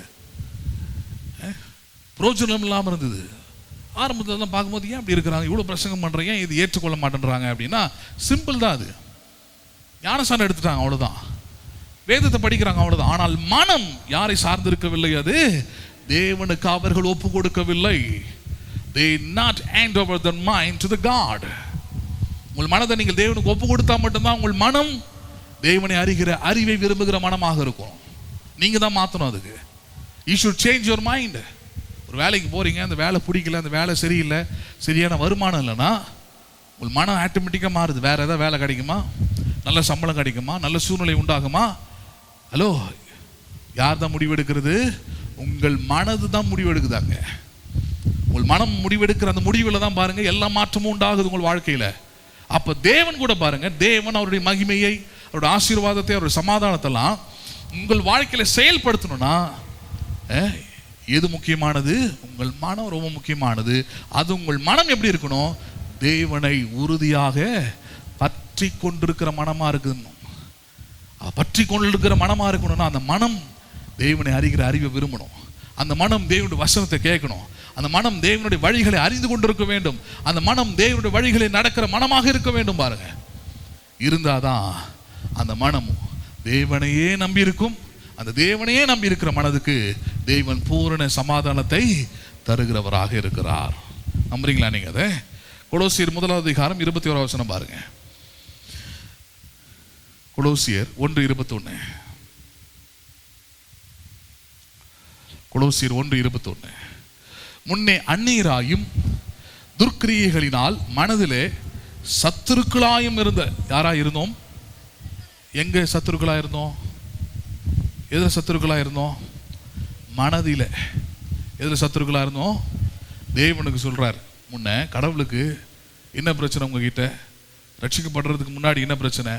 அல்லது ரட்சிக்கப்பட்ட பின்பும் ஒருவேளை உங்கள் மனம் தேவனுடைய வசனத்தை கேட்கிற அதை முதல் காரியமாக எடுத்துக்கொள்ளாத ஒரு மனமாக இருந்தால் என்ன பிரச்சனைனா, தேவனுக்கு எப்படிப்பட்டதாக இருக்கிறது? அது மனதளவிலே சத்துருக்களாக இருக்கிறோம். யாராக இருக்கிறோம்? அங்கே வசனத்தை ஏற்றுக்கொள்ளாத மனம் பாருங்க, சத்தியத்தை ஏற்றுக்கொள்ளாத மனம் பாருங்க, சத்தியத்தை அறிகிற அறிவை ஏற்றுக்கொள்ளாத இருக்கிற மனம் யாருக்கு சத்துரு? அது யாருக்கு சத்துரு? அது நல்லது சொல்லுங்களேன்.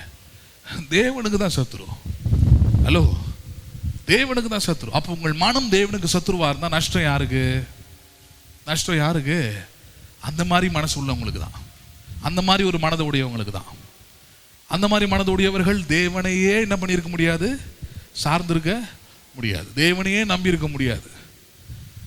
கொஞ்ச நாள் அப்படி இருப்பாங்க, கொஞ்ச நாள் இப்படி இருப்பாங்க, கொஞ்சம் எல்லாம் முழுமே அந்த பக்கம் தான் இருப்பாங்க.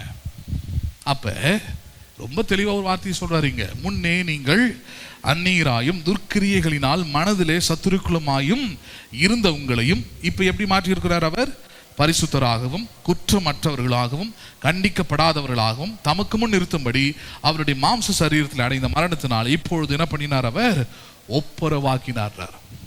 என்ன சொல்றாரு? மனம் சிறு வயது தொடங்கி கேடு உள்ளதுதான். இப்பிரபஞ்சத்தின் தேவனானவன் அந்த மனதை குருடாக்கி இருக்கிறான் தான், இதெல்லாம் உண்மைதான். ஆனால் அவர் சிலுவையிலே அடைந்த மரணத்தினாலே அந்த மரணம் வெறும் அது சரீரத்துக்கான மரணம் அல்ல, உங்களுடைய மனக்கண்களை திறக்கக்கூடிய மகிமையான மரணமாய் அது இருக்கிறது என்றார். உங்கள் மனதை எந்த பாவம், எந்த அக்கிரமம், எந்த அநீதி போட்டு மூடுகிறதோ அது எல்லாவற்றையும் சிலுவையில் இயேசு சுமந்து உங்கள் மனதை இப்பொழுது பாவங்களற கழுவி அவர் என்ன பண்ணியிருக்கிறார்? சுத்தி தரித்திருக்கிறார். இப்பொழுது நீங்கள் தேவனோடு கூட ஒப்புரவாய் இருக்கிறீர்கள். தேவனோடு கூட என்ன பண்ணியிருக்கிறீங்க நீங்க அப்படின்னா உங்கள் மனம் அவரோடு கூட ஒப்புரவாய் இருக்குது. உங்களுக்கும் தேவனுக்குமான connectivity is in mind, not in the body. நல்லா புரிஞ்சுக்கிடுங்க. தேவனுக்கும் உங்களுக்குமான தொடர்பு, உறவு அல்லது நெருக்கம் அல்லது ஐக்கியம் இதெல்லாம் எங்க உண்டாயிருக்கிறது? எங்க உண்டாயிருக்கிறது? சரீரத்தில் அல்ல. எங்க உண்டாயிருக்கிறது? அது மனதில் உண்டாயிருக்கிறது. எங்க உண்டாயிருக்கிறது? மனதில் தான் உண்டாயிருக்கிறதுங்க. ஹலோ, புரியுதா இல்லையா? என்ன சட்டை போடணும் தேவனா சொல்றாரு? தேவனா சொன்னார்காலில் என்ன கலரில் போடணும்னு இல்லை, ஏன்னா அதுக்கும் அவருக்கு சம்மந்தமே இல்லை. அதுவும் விருப்பம் அது. ஆனால் எதை நீ நம்பணும், எதை நீ விசுவாசிக்கணும், எதை நீ சார்ந்து இருக்கணும், எதை நீ பற்றி கொண்டிருக்கணும்ன்றதை யார் தான் முடிவு பண்ணணும்? யார் தான் முடிவு பண்ணணும்? தேவன் தான் முடிவு பண்ணணும். யார் தான் முடிவு பண்ணணும்? அதை தேவன் தான் முடிவு பண்ணணும். எங்கே முடிவு பண்ணணும்? அதை உங்கள் மனதிலிருந்து தான் அதை முடிவு பண்ண முடியும். Your mind has the power to choose whatever you are. நீங்கள் எப்படி இருக்கணும், என்ன செய்யணுன்றதை உங்கள் மனதுக்கு தான் வல்லமையும் அதிகாரமும் கொடுக்கப்பட்டிருக்கிறது. அப்போ உங்கள் மனதை நீங்கள் தான் சொல்லிக் கொடுக்கணும். என் ஆத்துமாவே, மனதோட இன்னொரு வார்த்தை ஆத்துமா, என் ஆத்துமாவே, என் மனமே, தேவனுக்கு கீழ்ப்படிந்திரு, தேவனையே சார்ந்திரு, தேவனையே நம்பியிரு, அவரே உனக்கு நித்திய கண்மலை, அவர் தருகிற சமாதானமே பரிபூர்ணமானது, அவரை சார்ந்திருக்கும் போது தான் வாழ்க்கையில வெற்றி வரும், அவரையே நம்பி இருக்கிற மனுஷனுக்கு தான் பூரண சமாதானத்தோடு அவர் காத்து கொள்வார். அதனாலதான் தாவீது சரி அந்த வேலையெல்லாம் செஞ்சுக்கிட்டே இருந்தான் பாருங்க. என் ஆத்துமாவே அவர் செய்த ஒரு உதவி என்ன பண்ணிடாத, மறந்துடாத. சொல்லிக் கொடுக்குறான் ஆத்துமாவுக்கு, அவன் மனதுக்கு. உன் மனதோடு நீங்கள் பேச வேண்டியது அவசியம். உன் மனதுக்கு நீங்கள் கற்றுக் கொடுக்க வேண்டியது அவசியம். என் மனமே நீ அலையாத, அது இங்கேயும் அலைஞ்சு திரியாத, அது எதையும் யோசிச்சு கவலைப்படாத. உன் ஆத்மாவின் நேசர் ஒருவர் இருக்கிறார். அவர் எல்லாவற்றையும் பார்த்து கொள்வார், எல்லாவற்றையும் வழி நடத்துவார், எல்லா தேவைகளையும் சந்திப்பார். உன்னை சந்தோஷமா நடத்துவது தான் அவருடைய விருப்பம். அதுக்கு தான் தம்முடைய குமாரனை அனுப்பி சிலுவையிலே மரிக்க செய்து அவரை உயிரோடு எழ செய்து இன்றைக்கு ஆவியானவரை கொண்டு உன்னை நடத்துகிறதுக்கான நோக்கம் என்ன? உன்னை கஷ்டப்பட வைக்கிறதுக்காக நிச்சயமா கிடையாது.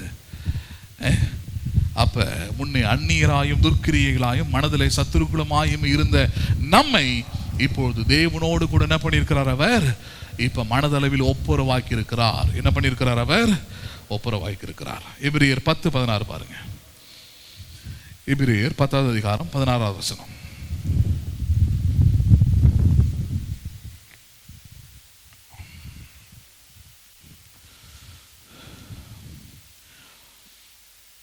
எபிரேயர் 10:16. அந்நாட்களுக்கு பின்பு நான் அவர்களோடு பண்ணும் உடன்படிக்கையாவது, ஹலோ தேவன் சொல்றாரு, இயேசு கிறிஸ்துவின் உயிர்த்தெழுதலுக்கு பிறகு அவர் ரத்தத்தினால் உண்டாகிற உடன்படிக்கையின் பிறகு நான் என்னை நம்புகிற மக்களோடு கூட ஒரு உடன்படிக்கை செய்ய போகிறார். என்ன உடன்படிக்கை அது? நான் என்னுடைய பிரமாணங்களை அவர்களுடைய இருதயங்களில் வைத்து அவைகளை அவர்களுடைய மனதிலே எழுதுவேன் என்று கர்த்தர் சொல்லுகிறார் என்பதே உரைத்த பின்பு. என்ன உடன்படிக்கையாது? என்னுடைய கற்பனைகளை அல்லது என்னுடைய வசனங்களை அவர்களுடைய மனதில் என்ன பண்ணுவேன்?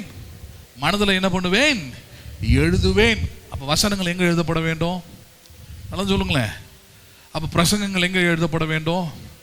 எங்க எழுதப்பட வேண்டும்? மனதில். மனதில் எழுதப்படுவதற்காக தான் நீங்க நோட்ல எழுதுறீங்க. நல்லா புரிஞ்சுக்கிடுங்க. நீங்கள் ஒருத்தவங்க ஆன்லைனில் பார்த்துட்டு வாட்ஸ்அப்பில் மெசேஜ் பண்ணுறாங்க. சபையில் நிறைய பேர் இந்த நோட்டை வச்சுட்டு உட்காந்துருக்குறாங்களே, பைபிள் மட்டும் இல்லை, பிரசங்க நேரத்தில் நோட்டையும் வச்சுட்டு உட்காந்துக்கிட்டு எழுதிக்கிட்டு இருக்கிறாங்களே. எதுக்காக? புதுசாக ரட்சிக்கப்பட்டிருக்கிறாங்க, அவங்களுக்கு இதை பற்றி பெருசாக தெரியல, ஏதோ கேட்டால் போதும்னு நினைக்கிறாங்க. ஏதோ வந்தோம், ஏதோ கேட்டோம், பரவாயில்ல நல்லா இருந்தது அப்படின்னு போயிட்டோம்னு நினைக்கிறாங்க. ஆனால் மனதில் அது நிறுத்தப்பட வேண்டும் என்றால் நிச்சயமாக முதலாவது எங்கே எழுதப்பட வேண்டும்? அது ஆமாங்க, அது கண்டிப்பாக நோட்டில் எழுதி தான் ஆகணும். அது வீட்டில் போய் தியானம் பண்ணி தான் ஆகணும். பண்ணாதான் எங்கே எழுதப்படும்? அது மனதில். ஸ்கூலுக்கு உங்கள் பிள்ளைங்களை அனுப்புறீங்க, அனுப்பும் போடா ராஜா போயிட்டு மிஸ்ஸு சொல்கிறத மட்டும் கேட்டுட்டு வந்துட்டு அனுப்புறீங்களா? இல்லை, கேட்டுட்டு வந்த பிறகு ஹோம்ஒர்க் எங்க? ஹோம்ஒர்க் நோட் எங்க? சொல்லி கொடுக்கும்போது எழுதுனியா? அவ்வளோ கேள்வி கேட்குறோம். ஏன் எழுதணும்? அதான் அவங்க போர்டில் எழுதுனாங்க, இல்லை சொல்லி கொடுத்தாங்க, பார்த்தா போதாதா? நீங்கள் பிரசங்கத்தை அப்படி தானே அங்கே பார்க்குறீங்க. ஹலோ, எல்லா சபைகளையும் பொதுவான சபைகளை போய் பாருங்க, அங்கே நடக்கிற பிரசங்கங்கள் எப்படி? ஜனங்க பாட்டு வந்து உட்காருவாங்க, கையில் ஒரு பைபிள் வச்சுருப்பாங்க, சொல்லும் போது அப்படியே கேட்குற மாதிரி கேட்பாங்க. அப்படி போன பிறகு அவ்வளோதான், வாழ்க்கையில் அது எல்லாமே அப்படியே போயிடும், எதுவுமே மனதில் நிற்காது. மனதில் நிற்கிறதுக்காக தான் என்ன பண்ண வேண்டியதாக இருக்குது? இந்த முறையை கைப்பற்ற வேண்டியதாக இருக்குது, பின்பற்ற வேண்டியதாக இருக்குது. எழுதுறோம் அதை. ரெண்டாவது, இந்த பிரசங்கங்கள்லாம் ஆன்லைனில் போடுறோம் பாருங்க, வாட்ஸ்அப்பில், இந்த மணிக்கும் யூடியூப்பில், ஃபேஸ்புக்லாம் வருது. எதுக்கு? தனித்தனியாக அதுக்காக தம்ப்நெயில் கிரியேட் பண்ணி, தனித்தனியாக அதுக்காக லிஸ்ட்டு கிரியேட் பண்ணி, பிளேலிஸ்ட் கிரியேட் பண்ணி எல்லாத்தையும் போடுறாங்க. எதுக்காக? பேசப்படுகிற தேவனுடைய வசனங்கள், தேவனுடைய வார்த்தைகள் அது வெறும் செவிக்கானதல்ல. தேவன் செய்திருக்கிற உடன்படிக்கை என்ன? நான் அவர்களுடைய மனதிலே எழுதுவேன். எங்க எழுதுவேன்? நான் தேவனுடைய வசனம், தேவனுடைய வார்த்தை, தேவனுடைய பிரமாணம் அது வேதத்தில் இருந்தா பத்தாது. எங்க எழுதப்பட வேண்டும்? அது உங்கள் மனதில் எழுதப்பட வேண்டும். ஏன்? உங்கள் மனதில் எழுதப்பட்டால் தான் தேவனை உறுதியாக பற்றி கொண்டிருக்கிற மனம் உண்டாகும். எது உண்டாகும்? அங்கே நான் சொல்லுங்களேன், மனதில் தேவனுடைய வசனம் எழுதப்படவில்லை என்றால் நிச்சயமா சொல்றேன், தேவனை உறுதியாக பற்றி கொண்டிருக்கிற மனம் உண்டாகாது. உங்கள் மனம் மாயையை நோக்கி போகிற மனமா மாறிடும், பணத்தை நோக்கி போகிற மனமா மாறிடும், மாயான உலகத்தில் எதையோ நம்புகிற மனமா மாறிடும். அப்ப தேவனை நோக்கி நம்புகிற மனமா இருக்கணும்னா, தேவனையே நம்பி இருக்கிற மனமா இருக்கணும்னா, உண்மையே நம்பி இருக்கிற மனமா இருக்கணும்னா, தேவனுடைய பூர்ண சமாதானத்தை பெற்றுக் கொண்டிருக்கிற மனமா இருக்கணும்னா உங்கள் மனங்களிலே தேவனுடைய வசனங்கள் என்ன பண்ணப்பட்டிருக்கணும்? எழுதப்பட்டிருக்கணும். தேவனால் எழுதப்பட வேண்டும். அது யாரால் எழுதப்பட வேண்டும்? அது நோட்டில் பெண்ணை கொண்டு எழுதுறீங்களே, உங்கள் மனதில் நீங்கள் செவி சாய்க்கும் போது, உங்கள் மனதை நீங்கள் கொடுக்கும் போது பாருங்க, நான் சொல்றேன், தேவனே உங்கள் மனங்களில் நம்முடைய வார்த்தைகளை வசனங்களை என்ன பண்ணுகிறாராங்க? எழுதுகிறார். ஹலோ, என்ன பண்ணுகிறார்? அவர் எழுதுகிறார். ஏன் எழுதுறாரு?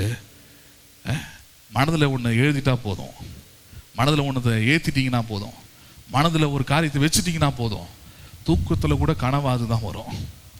ஹலோ, பேசும்போது கூட வார்த்தையாக அதுதான் வரும், செயல்படும் போது கூட செயல் எதுதான் வரும்? உங்கள் மனதில் நீங்கள் எதை வைத்தீர்களோ அதுதான் வரும் பாருங்க. அப்போ அதனால தான் சொல்றார், வெற்றி வாழ்க்கைக்கு அடிப்படை என்ன? தேவனுடைய கிரியைகள் வாழ்க்கையில் நடப்பதற்கு தேவை என்ன? உங்கள் மனம் தேவனுடைய வார்த்தைகளால் வசனங்களால் எழுதப்பட்டிருக்க வேண்டும். அது ரொம்ப முக்கியமானதுங்க. பேசுறது புரியுதா இல்லையா? அப்போ சபைக்கு வரோம், பிரசங்கத்தை கேட்குறோம், அது மென்மேலும் கேட்க வேண்டியது அவசியம் என்ன? அது விட்டுறாம அது கவனமாக வைத்திருக்க வேண்டிய காரியம் என்ன? ஏனென்றால் அங்குதான் உங்கள் வெற்றியின் வாழ்க்கை அடங்கி இருக்கிறது. அங்கதான் அடங்கி இருக்கிறது. அது வெற்றியின் வாழ்க்கை அங்கதான் வச்சிருக்கிறாரு பாருங்க ஆண்டவர். மோசே திடீர்னு மரித்து போறாரு, யோசுவா தலைவனா தேவன் நியமிக்கிறாரு. நியமிக்கும் போது என்ன சொல்றாரு? புதுசா நான் இதோ மனசுல எழுத போறேன் அப்படின்னு சொன்னாரா? கிடையவே கிடையாது. என்ன திரும்ப சொன்னாரு? மோசே உனக்கு கற்பித்தபடி எல்லாம். யார் உனக்கு கற்பித்தபடி எல்லாம்? மோசே உனக்கு கற்பித்தபடி எல்லாம் நீ செய்ய சமாதானமாயிரு அப்படின்றார். அப்பொழுது நீ உன் வழிகளை வாய்க்க பண்ணுவாய் என்றார். அப்போது நீ உன் வழிகளை என்ன பண்ணுவாய்? வாய்க்க பண்ணுவாய்னா யூ வில் பி சக்சஸ் என்றார். சக்சஸ் ஆன லைஃப் எப்படி வருது? நான் சும்மா ஒரு ஆராதனை அட்டன் பண்ணேன், ஏதோ ஒரு சர்ச்சுக்கு போனேன், அப்படி வரதுல சக்சஸ் லைஃப். சக்சஸ் லைஃப் எப்படி வருது? தேவனுடைய வசனத்தை எடுத்து உங்கள் உள்ளத்தில் இதை வைத்து தேவன் பரிசுத்த ஆவியானவரை கொண்டு அது எழுதுவதற்கு உங்களுடைய மனதை நீங்கள் தரும்பொழுது தான் பாருங்க, ஒப்பு கொடுக்கும் போது தான் பாருங்க, the life of success starts. வெற்றி வாழ்க்கை அங்கே என்ன பண்ணுகிறது? அங்கே ஆரம்பிக்கப்படுகிறது. அவ்வளோதான் எபிரேயர் 10:16 ரொம்ப தெளிவாக சொல்றாரு. என்ன சொல்றாரு? என்னுடைய பிரமாணங்களை அவருடைய இருதயங்களில் வைத்து அவைகளை அவருடைய மனதில் எழுதுவேன் என்று கர்த்தர் சொல்லுகிறார். இப்போ மனதில் எழுதக்கூடிய காரியம் எங்கே எழுதுகிற காரியம் அது? ஆமாம், மனதில் எழுதுனா தான் பாருங்க என்ன உண்டாகிறது? தேவனை உறுதியாக, ஏன்னா இப்போ அவருடைய வார்த்தை தான் எழுதப்பட்டிருக்கிறது. அவர் யார் என்பதுதான் எழுதப்பட்டிருக்கிறது. அவர் என்ன செய்வார் என்பதுதான் எழுதப்பட்டிருக்கிறது. அவரால் என்ன முடியணும் தான் எழுதப்பட்டிருக்கிறது. இப்போ பைபிளில் மட்டும் எழுதப்பட்டிருந்தால் ஒன்றும் பிரயோஜனம் இல்லை. பைபிளில் எழுதப்பட்டிருக்கிறது தான் எடுத்து ஒவ்வொரு தலைப்பாக வச்சு பிரசங்கிக்கிறோம். அந்த பிரசங்கம் பண்ணக்கூடிய அந்த வார்த்தைகள் உங்கள் மனதில் எழுதப்பட்டால், நான் சொல்ற பலவீனத்தில் பலனாக தேவனுடைய வார்த்தையை உங்கள் வாயிலிருந்தும் உங்கள் ஜெபத்திலிருந்தும் வெளியே வரும். பேசுறது புரியுதுங்களா உங்களுக்கு? மனதில் எவைகள் எழுதப்பட்டிருக்கிறதோ அதுதான் உங்கள் வாயில வரும், அதுதான் உங்களுடைய கண்கள் பார்க்கும், அதுதான் உங்களுடைய இருதயம் எண்ணும், அதுதான் உங்கள் கனவுல கூட வரும்.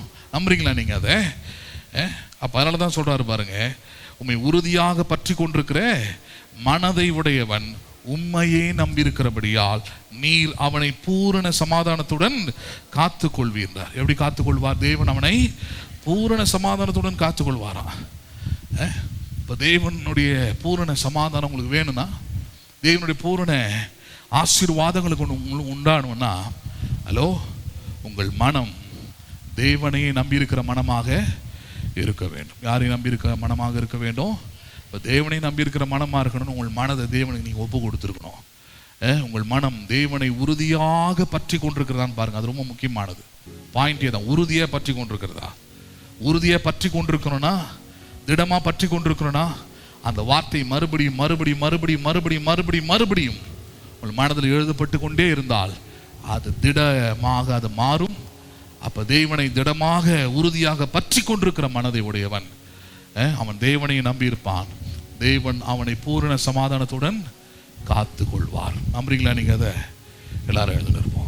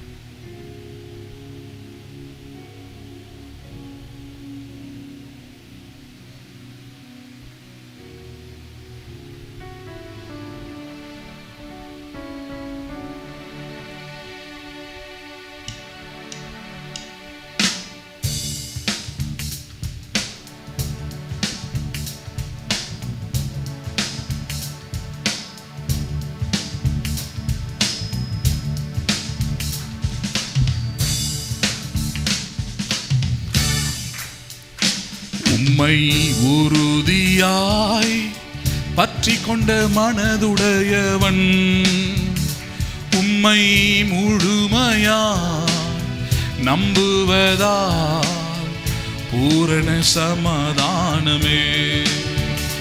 உம்மை முழுமையாய் நம்புவதால் பூரண சமாதானமே. உம்மை உறுதியாய் மனதுடையவன் முழுமையாக நம்புவதால் பூரண சமாதானமே. உம்மை முழுமையாக நம்புவதால் பூரண சமாதானமே. என் தேவனே, என் தேவனே, சமாதான காரணரே. என் தேவனே, என் தேவனே, சமாதான காரணரே. உம்மை முழுமையாக நம்புவதால் பூரண சமாதானமே. உம்மை முழுமையாக நம்புவதால் பூரண.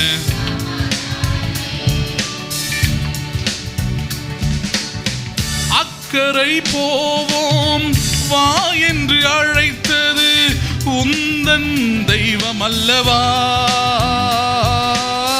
வாக்கு மாறாதவர் செய்ய தவறிடார் என்பதை நீ அறியாயோ? அக்கரை போவோம் வா என்று அழைத்தது உந்தன் தெய்வம் அல்லவா?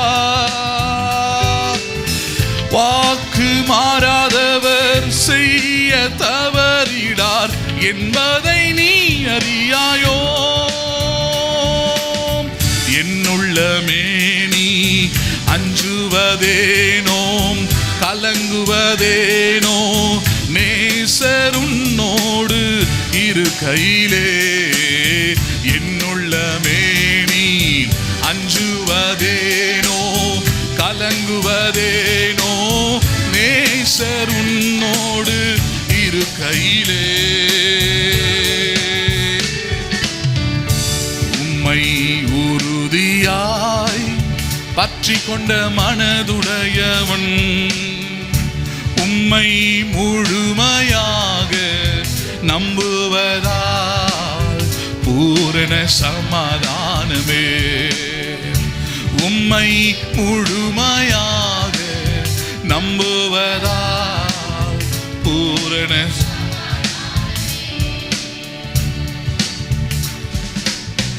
இறையாதே நீ அமர்ந்திரு என்று நீர் உரைத்தது கடலையோ அல்ல என் மனதையோ என் இயேசுமை தெய்வமே. இறையாது நீ அமர்ந்திரு என்று நீர் உரைத்தது கடலையோ அல்ல என் மனதையோ என் இயேசுமை தெய்வமே. காற்றையும் கடலையும் அமர்த்தியவர் உன்னுடன் உண்டு நீ கலங்காதே திகையாதே என் மனமே. காற்றையும் கடலையும் அமர்த்தியவர் உன்னுடன் உண்டு நீ கலங்காதே திகையாதே என் மனமே. உம்மை உறுதியாய் பற்றி கொண்ட மனதுடையவன் உம்மை உறுதியாக நம்புவதால் பூரண சமாதானமே. உம்மை உறுதியாய் பற்றி கொண்ட மனதுடையவன் உம்மை முழுமையாக நம்புவதால் பூரண சமாதானமே. என் தேவனே, என் தேவனே, சமாதான காரணரே. என் தேவனே, என் தேவனே, நீர் சமாதான காரணரே. உம்மை முழுமையாக நம்புவதால் பூரண சமாதானமே. உம்மை முழுமையாக நம்புவதால் பூரண சமாதானமே. உம்மை முழுமையாக நம்புவதால் பூரண சமாதானமே. உம்மை முழுமையாக நம்புவதால் பூரண சமாதானமே. ஜெபிப்போம். எங்கள் அன்பும் இரக்கமுள்ள பரலோக தகப்பனே, நீர் ஆசீர்வதிக்கப்பட்ட இந்த நல்ல காலை வேளைக்காக நன்றி செலுத்துகிறோம். உம்மை உறுதியாக பற்றி கொண்டிருக்கிற மனதை உடையவன் அவன் உண்மையே சார்ந்திருக்கிறபடியால் நீர் அவனை பூரண சமாதானத்துடன் காத்துக் கொள்கிற தேவன். எங்களை ரட்சித்து எங்களை அரவணைத்து ரட்சிப்பென்னும் மதில்களால் எங்களை சூழ்ந்து நீர் எங்களுக்கு பாதுகாப்பையும் நன்மையும் ஆசீர்வாதத்தையும் உலகம் கொடுக்கவும் எடுக்கவும் முடியாத தெய்வ சமாதானத்தையும் எங்களுக்காக வைத்தீர் ஆண்டவரே. தெய்வ சமாதானத்தை பெறுவதற்கு நாங்கள் உம்மை உறுதியாக பற்றி கொண்டிருக்கிற மனதாக இருக்க வேண்டும். வாழ்க்கையில் வெற்றி பெறுவதற்கு நாங்கள் உம்மை உறுதியாக பற்றி கொண்டிருக்கிற மனதை உடையவர்களாக இருக்க வேண்டும். வாழ்க்கையில ஜெயிப்பதற்கு நாங்கள் உம்மை உறுதியாக பற்றி கொண்டிருக்கிற மனதை உடையவர்களாக இருக்க வேண்டும். அதற்கு நாங்கள் உண்மையை நம்பி இருக்க வேண்டும். வார்த்தைகள் எங்களுடைய மனதில் எழுதப்பட வேண்டும். எங்கள் மனதில் இருக்கிற தேவனுக்கு விரோதமான எல்லா அசுத்தங்களையும் எல்லா தேவையில்லாத கிரியைகளையும் உம்முடைய வார்த்தையை கொண்டு நீர் கழுவி அகற்றி உம்முடைய வசனம் உம்முடைய பிரமாணம் எங்கள் மனதில் எழுதப்படும்படியாக எங்கள் மனதை நாங்கள் ஒப்புக் கொடுக்கிறோம் ஆண்டவரே. கேட்கிற ஒவ்வொருவரும் சரீரத்தை அல்ல தேவரே, தங்களுடைய ஆடைகளை அல்ல, மனதை தேவனுக்கு ஒப்புக் கொடுக்கட்டும். அப்படி மனதை முழுமையாக ஒப்புக் கொடுக்கும் பொழுது அதை எடுத்து பயன்படுத்துகிற தேவன், அதை எடுத்து பயன்படுத்துகிற பரிசுத்த ஆவியானவர் ஒரு மனிதன் மனம் மாற்றம் உண்டாவதனாலே அவன் வாழ்க்கையை மறுரூபமாக மாற்றுகிற தேவன் ஆண்டவரே. எங்கள் மனம் எப்பொழுதும் உண்மையை நம்பி சார்ந்திருக்க எங்கள் மனதில் இப்படி வார்த்தை எழுதப்படுவதாக, எங்கள் மனதில் இப்படி வசனங்கள் எழுதப்படுவதாக, எங்கள் மனதில் இப்படி வாக்குத்தத்தங்கள் நிறைவாக எழுதப்படுவதாக. பூரண சமாதானத்தை பெற்றுக்கொள்ளுகிற மக்களாக மாற்றும் வார்த்தை கிரியை செய்யட்டும். இயேசுவின் வல்லமையுள்ள நாமத்தில் ஜெபிக்கிறோம் எங்கள் ஜீவனுள்ள நல்ல பிதாவே, ஆமென். என் ஆத்துமாவே கர்த்தரை ஸ்தோத்திரி, என் முழு உள்ளமே பரிசுத்த நாமத்தை ஸ்தோத்திரி. என் ஆத்துமாவே கர்த்தரை ஸ்தோத்திரி, கர்த்தர் செய்த சகல உபகாரங்களை மறவாதே. ஆமென். ஆசீர்வாதம் நம்முடைய கர்த்தராகிய இயேசு கிறிஸ்துவின் கிருபையும் பிதாவாகிய தேவனுடைய அன்பும் பரிசுத்த ஆவியினருடைய ஐக்கியமும் இன்றைக்கும் என்றைக்கும் சதா காலமும் நம் அனைவரோடும் கூட இருப்பதாக. ஆமென், ஆமென். God bless you. மீண்டும் உங்களை நான் இன்று மாலை ஆராதனையில் சந்திக்கிறேன். கர்த்தர் உங்களை ஆசீர்வதிப்பாராக.